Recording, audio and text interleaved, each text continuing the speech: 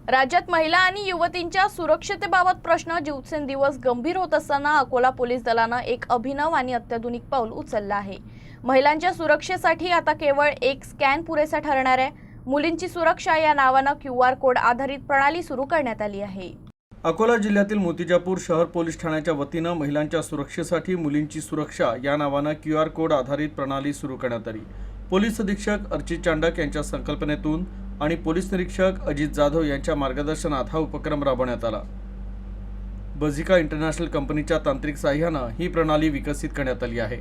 शहरातील शाळा, महाविद्यालय, बस स्थानक, रेल्वे स्टेशन तसंच खाजगी शिकवणी वर्ग अशा विविध सार्वजनिक ठिकाणी हे QR कोड लावण्यात आले आहे। कोणत्याही महिला किंवा तरुणीला त्रास झाल्यास आपल्या मोबाईलद्वारे हा QR कोड स्कॅन करून तत्काळ तक्रार नोंदवू शकतात।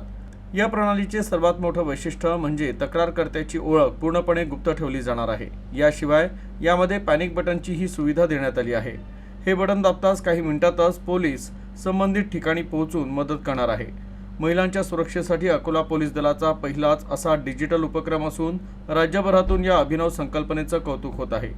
तर महिलांसाठी ही प्रणाली एक प्रकारे संजीवनी ठरत असल्याचं चित्र आहे।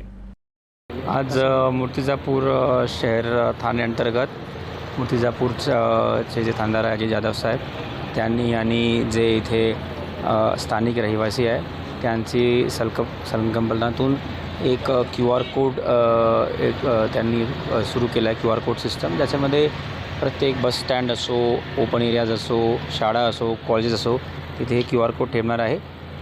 तिथे सर्व मुली त्या स्कॅन करून त्यांची काही जर तक्रार राहतील काही त्यांची सुरक्षा संबंधाने ते तिथे देऊ शकतात। आमचा पण एक ऑफिशियल नंबर आहेच 112 ते पण वापरू शकतात, परंतु हे QR कोडमुळे त्यांना काही सविस्तर माहिती द्यायची आहे। कधी मुली घाबरतात पोलीस स्टेशनला की जाणार नाही किंवा तक्रार देणार नाही, तरी QR कोडमुळे अजून सोयीस्कर होईल आणि QR कोडची मॉनिटरिंग पण चांगली होईल असं यांनी ग्वाही दिलेली आहे। तर एक छान शुभारंभ आहे।